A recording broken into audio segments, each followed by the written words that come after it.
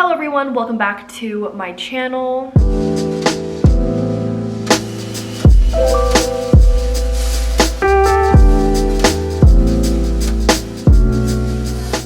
So today's video is going to be a little different from what I normally post. I think it still follows the realm of like books and book reviews, but in 2023, one of my content goals is to create content around wellness and mental health and lifestyle, particularly how some books have left an impact on my life and have changed my outlook on all of these topics. So today's video is just the beginning. You get a little taste of the content that I want to bring in 2023. So if you haven't watched my original video, a few months ago, I posted this video of me reading this book called Atomic Habits by James Clear. It's like a really long reading vlog, so if you want to watch that, I will leave that in the cards and in the description box down below. But I posted a video of me reading this book front to back and implementing some of the changes in my own life, because I realized during the tail end of 2022 that I had some very destructive and unhealthy habits that were contributing to a very poor mental health, and I needed to get my life together. And overall, I'm pretty skeptical about the self-help genre. I'm personally someone who does not take advice from people, is very adamant about like following my own advice, being very much in control. So I think part of the hesitancy of reading this book is giving up some of that control and taking advice from other people. But I took a page out of some of my friends' books who really loved this one, and I read this book, and in short, it changed my life and it was very unexpected. So it's actually officially been 6 months since reading this book, and today, in today's video, we are going to talk about some of the habits that I have maintained since reading this book and me picking out the best tips and tricks that I learned from this book for you. Let's say if you're not interested in reading this book or you just don't have the time, you can definitely use this video as a key guide to some of the best tips to help create new, healthy, and really great habits for the year of 2023. A little disclaimer that, just as I said, these changes did not happen overnight. It has been 6 months since I read the book, and I do feel like I'm seeing the changes like now more than ever. Like every time I'm doing something new that I didn't do last year, I'm always like, oh my god, the habits book is working. Like I'm recognizing that now. And in that video that you'll see, it was hard to kind of describe that because obviously I had just finished reading the book. It was a week after I finished reading the book, and it was hard to describe how the changes were making an impact on my life, which is why I always planned on doing a follow-up video, and you guys seem to like that video, so I feel like this will be very timely. Yeah, the premise of this book is that small atomic changes can create big changes overall in your life, so don't expect the changes that you make in your life in 2023 in the beginning of year to happen automatically. I'm someone who's very impatient, so it was hard to really, internalize that idea of like atomic changes can create big changes in your life. But I think the more that I internalize that, the more I am okay with things not happening automatically, which is literally never a thing that I thought I would be saying. But yeah, so grab a cup of coffee, grab some tea, sit down with me as we chat about the best tips and tricks that I learned to create new habits in 2023. Okay, so there are 5 main unhealthy habits and sectors of my life that I wanted to change using this book, so I will be detailing them like that as we talk about how I created new healthy habits. I will start by sharing with you the unhealthy habit that I wanted to change first. So the first one we're going to talk about today is retail therapy and buying clothes. My relationship with retail therapy has always been very, very rough. I would rely on retail therapy heavily to get me out of the worst times of my mental health. And in doing that, I would get, instant gratification and I would feel really good in the moment, but I didn't realize that it was actually contributing to something larger in creating poor mental health for me down along the line. I realized that I was buying stuff in the moment that made me feel good for like an hour or two, but then I would feel guilty about spending so much money, and I would also have so much stuff in my room, so much material goods and items, and I'm someone who, if there's a lot of clutter in my space and there's a lot of things that I'm not wearing, I notice all of those things, and it just makes me more anxious and contributes more to my poor mental health. So I didn't realize that these two things were related until very, very late in my mental health journey and doing this whole thing. thing.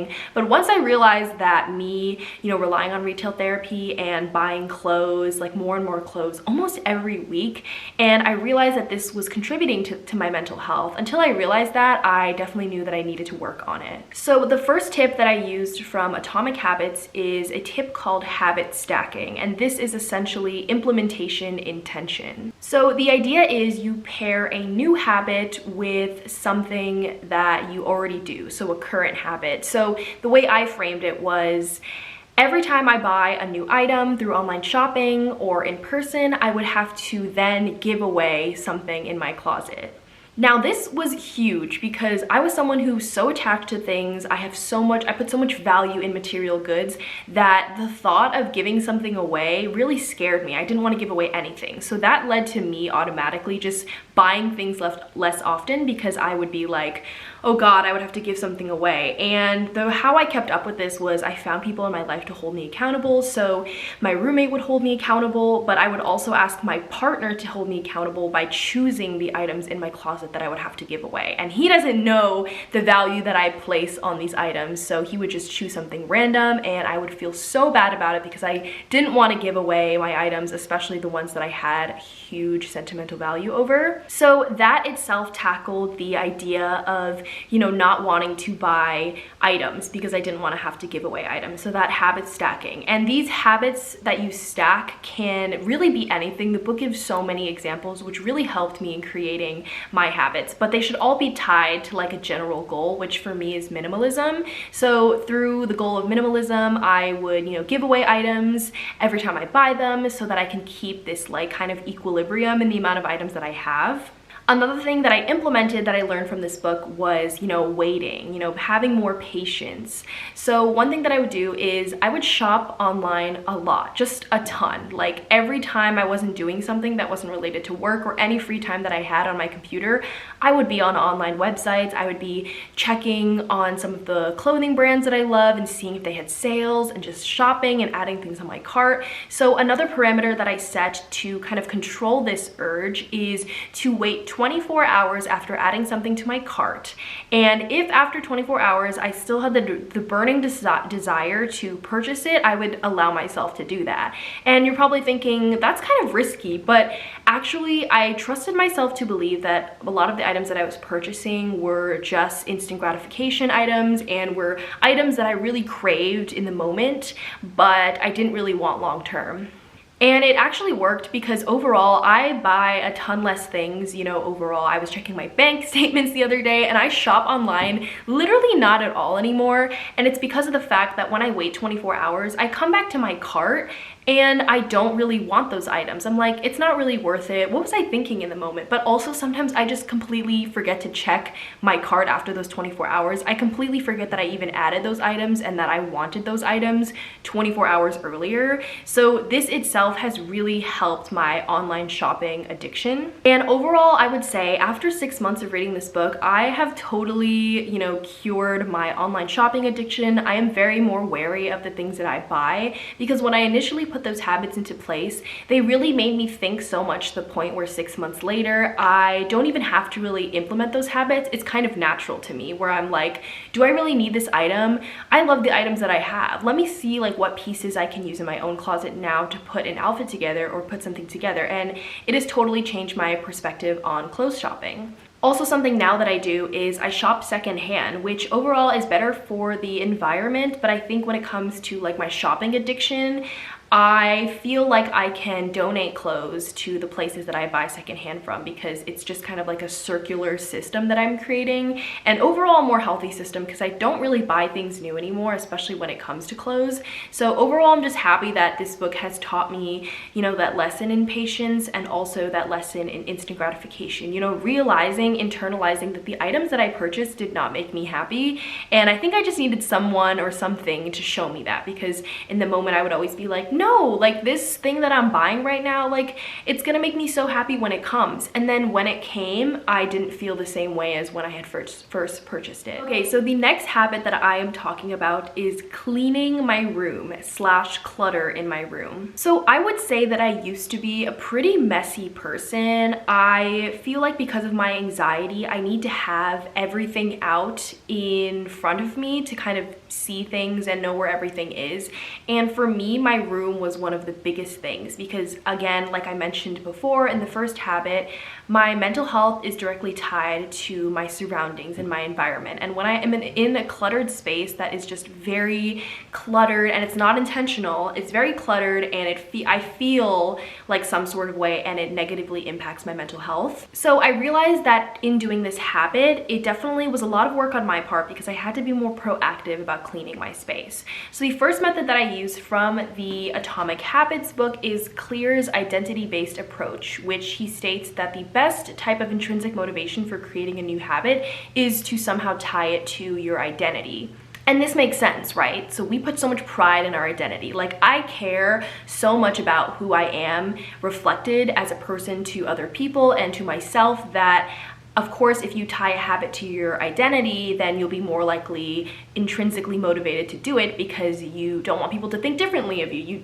You want to be the person that you claim to be, if that makes sense. So that's exactly what I did. Instead of setting my goal as I want to clean my room more often, I set my goal is I want to be a clean person.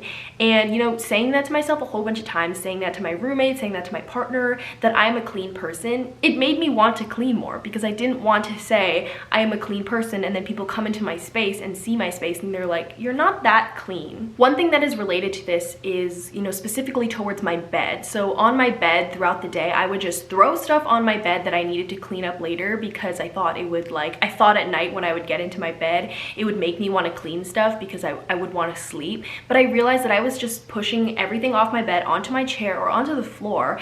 And I was like, this is not very cleanly of me. And this is also contributing to my mental health because I was like, oh, there's so many things that need to be put away. So, you know, in adopting this identity as a clean person, I kind of internalized that and I would clean stuff throughout the day. So instead of, you know, putting stuff on my bed, I literally would go like, wait, maybe like I shouldn't put this on my bed. Maybe I should put it back to the place that it was at. And you know, this is something that happened very slowly. I saw at first that yes, I was still accumulating clutter on my bed, but I would clean it up at the end of the night instead of just throwing it on the floor. But little by little, as I saw the months go by, I saw myself put less items on my bed. So now at the end of the day, there's really nothing on my bed and I can just go in and I don't have to worry about anything. And again, this is correlated with mental health because when my mental health is bad, when I'm going through something at work and so, like a bad day, I do see that there is more clutter on my bed. So they both go hand in hand, but I think it's definitely about internalizing a healthier way to think about this instead of beating yourself up every time you see, you know, a messy room. And then it contributes to the cycle of you beating yourself up about it and you wanting to clean, but you don't have the motivation to. So I think this habit, intrinsic motivation, you know, habit-based identity really helped me reframe my relationship with some of the habits in my life. So the next habit that I wanted to tackle was to drink more water. And if you're watching this video, this is your sign. Go get your water bottle, go drink some water right now, even a cup, drink it right now. But this was one of the goals that I really needed to work on because not only was it something that like I, you know, established that would be a healthy habit to create, but I also had a lot of health problems come up recently that really required me to be drinking a lot of water. I get lightheaded and faint a lot, and water is one of the best ways to kind of cure that, you know, constant blood flow. So I realized that I really needed to make this a habit because somehow, somewhere, I was forgetting to drink water throughout the day, and I realized that this was something that I needed to prioritize. So how did I make this a habit? One of the tips from this book is actually my favorite because it's actually the easiest to do. I think a lot of the ones that I talked previously are a lot more difficult to do because you really have to be proactive about it. But for this one, it was just like the bare minimum of work. One way to make a new habit stick is to make it obvious. I know, sounds so easy, right? So some things that I did in order to do this was I would leave water bottles around my house because I think one thing that I was super tired of is I would always have my cup, but it would always empty because I would be drinking water and I didn't want to walk all the way to the fridge to refill it. So I would leave full water bottles, like 32 ounces, is that right? 32 ounce water bottles around the house, so I would be able to fill it up wherever I was. So I put one in the living room, I put one in my room, you know, like kind of like a decanter. I put one in the dining room and put one in the sunroom, and it really helped because instead of thinking, oh, I need to go refill my water, I could just lean back, pick up my water and refill it. And I would always, you know, refill these water bottles when they would run empty as well. You know, another part about making it obvious that I think was super important to me was to make it attractive. That's also another tip that Clear mentions in the book, is to make the habit attractive. And the way I did this was, yes, I spent a little bit money, but I think overall for the goodness of this habit was I invested in some really cute water bottles, some cute vessels to hold my water. I'm gonna show a little bit of clips of some of the things that I bought to make this habit more useful. But even my main vessel for drinking water, which is this cup right here, this is actually from Nami, and I got it at an event that I was like working, but I brought this all the way from New York because I found that when I was in New York, when I was home for the holidays, I drank so much water out of this, and it's just mainly because it's attractive to drink out of. I like want to drink out of it, and it makes it so easy. You know, it's a pretty large container, it holds quite a bit, so I don't have to refill it as often. It's so easy to drink out of because I put straws. I literally put straws in all of my water bottles because if I don't, I will not drink it. But I really found a vessel that works for me and makes me feel excited to drink more water. So I think that's a huge part of, you know, creating a habit, is to make it attractive to you. Like, what speaks to you? If you really like cute stuff and cute things and things with stickers on it or whatever, then, you know, make that a part of your habit. Change your vessel, change the thing you're drinking out of, change the thing you are using, and create the tools that you need in order to make this habit stick. The next habit we're going to be talking about is practicing mindfulness. This is something that I didn't do at all because, again, I was a student, I was way too busy, but a lot of studies show that if you practice mindfulness for even less than like 15 minutes a day, it can have huge impacts on your mental health overall and your well-being. So this is something that I knew I needed to prioritize because I had, you know, re-entered therapy, I was trying to get more in tune with my mental health and face my emotions head on. So this was something that was super important because if it could benefit me, you know, overall, then of course I was gonna try it. And again, I implemented this idea of making a habit obvious. So what I would do is I would place my yoga mat the night before. I would place it in the middle of the floor in my living room so that when I got up the next morning, I would have to step over my yoga mat in order to get anywhere. And that to me was like, oh, my yoga mat is out already. Might as well just like stretch a little bit or practice breathing. It was super helpful for me because it actually takes more effort to roll up my yoga mat than to just lie down on my yoga mat with the clothes that I wore the night before and just do some careful stretching and breathing exercises. That really helped me as well. Sometimes I am too lazy though, and I will leave my yoga mat out for like days or weeks without rolling them up because rolling up a yoga mat takes hella effort. I'm not kidding. Another thing that I would do in the summer, because this was something that was important to me over the summer, was putting my exercise clothes for like yoga or running or whatever on my chair the night before, because that's where I put my outfits. And because I put my exercise clothes right in front of me, I would look at it and be like, okay, well, I don't want to pull clothes from my drawer, so let me just wear these exercise clothes. And you know, once you put that on and you're wearing your exercise clothes and the yoga mat is out, you just feel intrinsically motivated to actually get up and do the thing that you have been wanting to do. It just makes it easier to do the thing you want to do. I put my ice roller in the fridge where my coffee is located. So if I am getting coffee in the morning and my ice roller is right there, so I'm like, hey, why don't we get coffee and my ice roller? So I'll like literally be sipping my coffee and then rolling my face by the window in the living room. And all of these practices put into place really have significantly just made my mental health so much better because I am taking care of myself. I am putting things in places where I can no longer forget about it, because I think that was the #1 excuse that I would use when when I was not, in a good space, is that I just don't have the time, and I just also forget about it. Like, I forget to take care of myself. And that's a valid excuse, because we always have so much going on these days. We are hustling and bustling, and hustle culture is real. So you forget to take care of yourself, but putting these things into place make it so obvious for you to, feel more intrinsically motivated to help yourself. I also invested in a to-do list with an adhesive backing, and one thing that I would do is I would write my to-do list the night before, and I would post it in the kitchen, on the cupboards, put it on my computer, stick it to my computer, so that every time I actually, the stuff that I already have to do for work or for getting up in the morning and cooking breakfast, I would see that there's a to-do list that I have to actually accomplish, and there are things that I need to get to.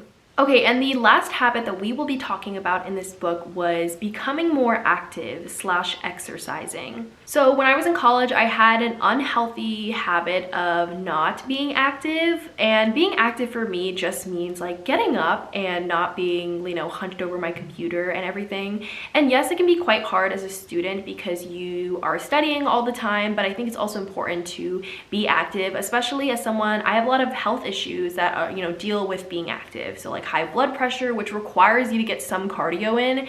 And because realizing that, and I needed to find a way to become active, this was definitely a priority for me. I know for some people it might not be a big priority, and that's totally fine, but for me, I knew I needed to do it for my health and for my mental health. So the best tip that I found for this specific habit was Clear's 2-minute rule. And this 2-minute rule states that when you start a new habit, it should take less than 2 minutes. So I didn't exactly use the 2-minute rule, but I kind of base it off the same thing. Like when you start a new habit, you should not, burn yourself out that quickly. I feel like if you push yourself too hard when you start a new habit, you're more likely to burn out, and then you just don't want to do the habit at all. There is no intrinsic motivation, nothing attractive about it that will make you actually want to make that habit stick. So I followed this rule in terms of exercising. I was trying to get into running. I was actually training for a 5K, but I didn't end up doing the 5K because I knew my limits and knew that I was not ready for it.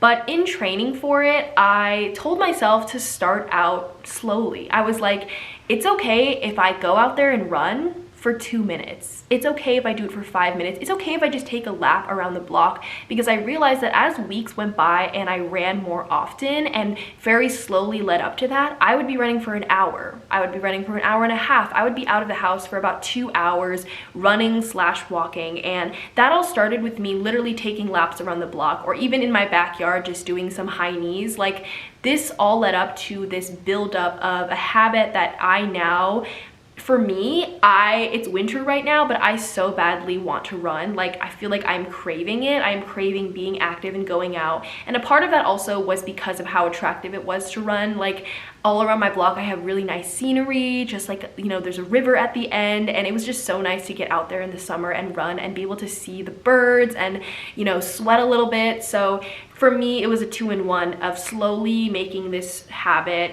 2 minutes or less, but also making it attractive. So these were just 5 habits that I worked on while reading this book, and, big changes that I wanted to share with you today. There are a whole bunch of other things that I could have mentioned, and there are still some unhealthy habits that I would like to tackle in terms of like food waste and using all the food in my fridge, not buying more than I actually eat. Like taking the hair out of the shower drain. There are a whole bunch of things that I could have talked about, and still things that I am working on, but I think the most important part is progress. I think this is a virtue that this book taught me, was progress is a beautiful process, and definitely me saying that, I know that I am privileged enough to work from home and to be able to actively work on these things. But even as a student, I'm still doing this full time while I have a full-time job and content creating on the side. So I think it's all about being intentional about it, making space for you to, see these changes and actually internalize. So yeah, that was my 6-month update after reading Atomic Habits by James Clear. This is an exceptional book. I know if you haven't read this before, you've probably heard about it. If you haven't, please pick up this book. I feel like everyone can get something out of it. If it doesn't change your entire life, that's understandable. It probably won't. but it will definitely teach you something that you probably have known, but you didn't realize the effect that it would create. And I think the best part of about this book is that it makes it so relatable and so, you know, easy to understand as someone who's not a scientist, someone who's not a psychologist, someone who doesn't, you know, before I read this book, I didn't actively take steps to do things in my life, but reading this book, it taught me how it was relatable to like such simple things in my life in terms of just like, you know, cleaning up my room, going on a run, making dinner for myself. And I think applying that to my daily life made it so much easier to actually, you know, believe in implementing the process. So yeah, if you enjoyed this video and you want to see more wellness and mental health stuff in 2023, give this video a thumbs up. Don't forget to subscribe to my channel, and I will be back in my next video. Bye.